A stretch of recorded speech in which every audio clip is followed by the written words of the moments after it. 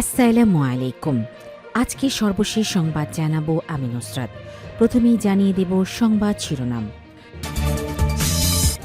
অবৈধ অস্ত্র উদ্ধার, সন্ত্রাসীদের গ্রেফতারে সারা দেশে শুরু হচ্ছে যৌথ বাহিনীর অভিযান, বললেন ইসি। নির্বাচনের পর বাংলাদেশ ভারত সম্পর্ক স্থিতিশীল হবে, আশা জয়শঙ্করের। 3 মাস কোনো ফোন ব্ল্যাকলিস্টে হবে না, বললেন ডিসি মাসুদ। সর্বশেষ জানাবো, শরীয়তপুরে 2 পক্ষের সংঘর্ষে শতাধিক ককটেল বিস্ফোরণ, ছুটতে গিয়ে তরুণের হাত ক্ষতবিক্ষত। শিরোনাম শুনলেন, এবারে বিস্তারিত।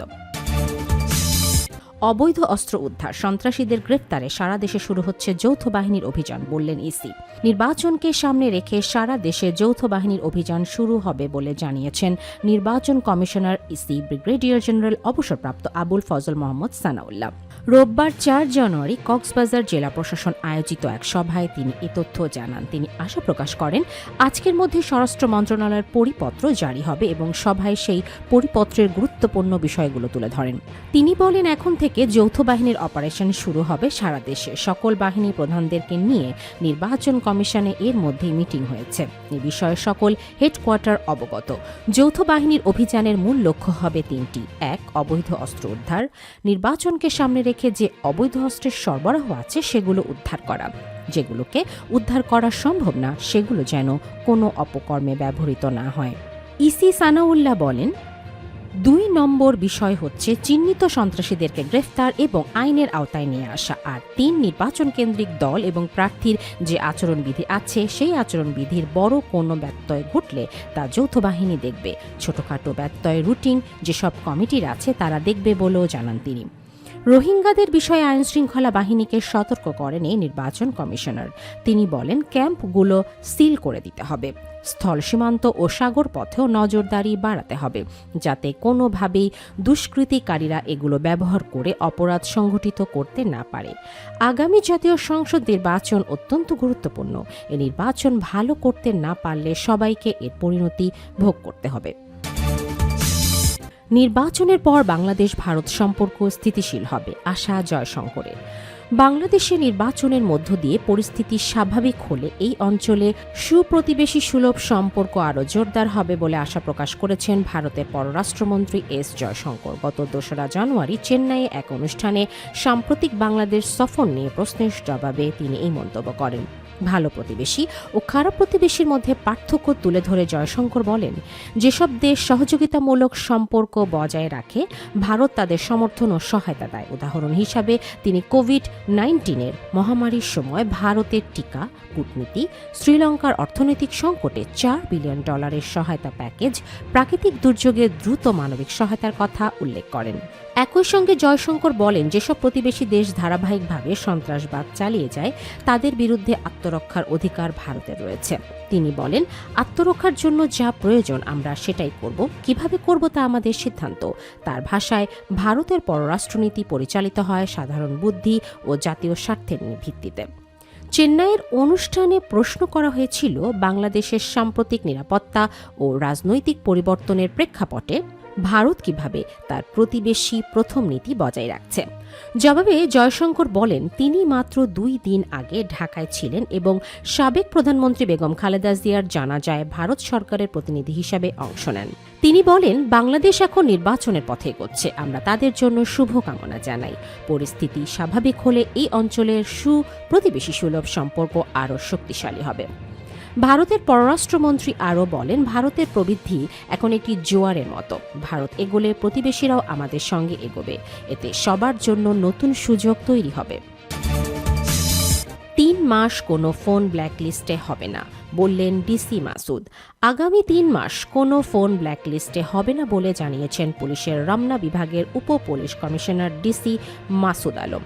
রোববার 4 জানুয়ারি মোবাইল ব্যবসায়ী প্রতিনিধিদের সঙ্গে বৈঠক শেষে এমনটা জানান তিনি।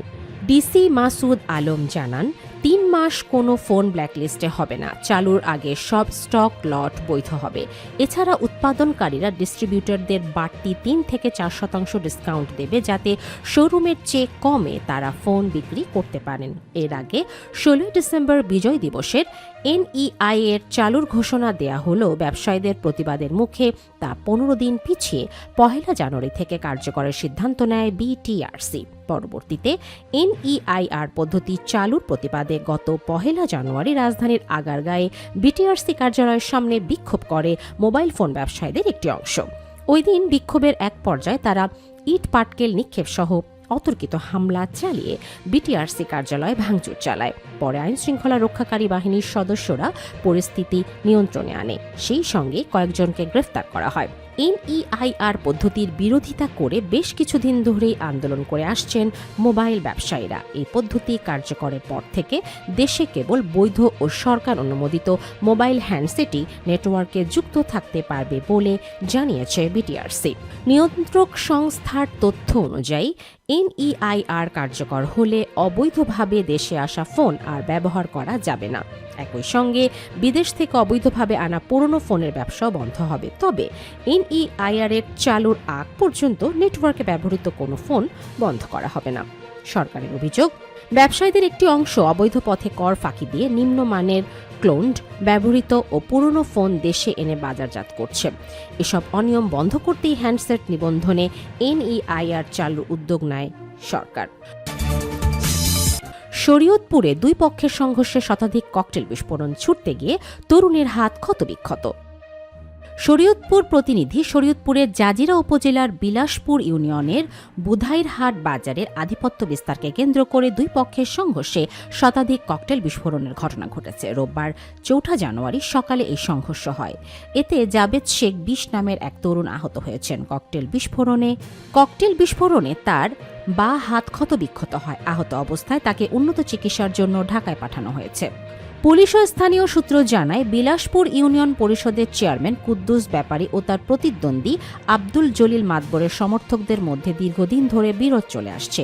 এই বিরোধের জের ধরেই বুধাইরহাট বাজারের সংঘর্ষের ঘটনাটি ঘটে। জাজিরা থানা সূত্র জানায়, এর আগেও বিভিন্ন সময় তাদের সমর্থকদের মধ্যে সংঘর্ষ হয়েছে এবং প্রায় প্রতিবারই ককটেল বিস্ফোরণের ঘটনা ঘটেছে। গত বছরের 5 এপ্রিল ও 2 নভেম্বর বিলাসপুরের ককটেল বিস্ফোরণের ঘটনা দেশব্যাপী আলোচনার সৃষ্টি করেছিল। এসব ঘটনার পর পুলিশ কুদ্দুস ব্যাপারী, আব্দুল জলিল মাতবর সহ তাদের কয়েকজন সমর্থকদের বিরুদ্ধে বিস্ফোরক দ্রব্য আইনে মামলা করে। ওই মামলায় আব্দুল জলিল মাতবর বর্তমানে কারাগারে রয়েছেন, আর ইউপি চেয়ারম্যান কুদ্দুস ব্যাপারী জামিনে মুক্ত হয়ে এলাকা ছেড়ে চলে গেছেন। বর্তমানে তাদের সমর্থক হিসেবে পরিচিত মান্নান ব্যাপারী, কুদ্দুস ব্যাপারীর সমর্থক, ও নাসির ব্যাপারী আব্দুল জলিল মাতবরের সমর্থক নতুন করে এলাকায় আধিপত্য বিস্তারের চেষ্টা করছেন বলে অভিযোগ রয়েছে। পুলিশ জানায়, শনিবার রাতে মান্নান ও নাসিরের লোকজন বুধাইরহাট এলাকার 8-10টি ককটেল বিস্ফোরণ ঘটায়। এর জের ধরে রোববার সকালে বুধাইরহাট বাজারের দুই পক্ষ সংঘর্ষে জড়িয়ে পড়ে। সংঘর্ষ চলাকালে বাজারে 2টি ব্যবসা প্রতিষ্ঠান ও 2টি বাড়িতে হামলা ও ভাঙচুর করা হয়। এ সময় শতাধিক ককটেল বিস্ফোরণ ঘটে। সংঘর্ষের এক পর্যায়ে ককটেল ছুটতে গিয়ে জাবেদ শেখ আহত হন। জাজিরা থানার ভারপ্রাপ্ত কর্মকর্তা ওসি সালেহ আহমেদ বলেন, কুদ্দুস ব্যাপারী ও তার প্রতিদ্বন্দ্বী জলিল মাতবরের বিরোধের জেরে তাদের সমর্থকেরা বুধাইরহাট বাজারের শতাধিক ককটেল বিস্ফোরণ ঘটিয়েছে। এতে একজন আহত হয়েছেন, তাকে ঢাকায় পাঠানো হয়েছে। ঘটনার সঙ্গে জড়িতদের গ্রেফতারের চেষ্টা চলছে। ঘটনার পর মান্নান ব্যাপারী ও নাসির ব্যাপারী এলাকা ছেড়ে আত্মগোপনে রয়েছেন। তাদের মুঠোফোনও বন্ধ পাওয়া যাচ্ছে। ইউপি চেয়ারম্যান কুদ্দুস ব্যাপারীর সঙ্গে যোগাযোগ করা সম্ভব হয়নি।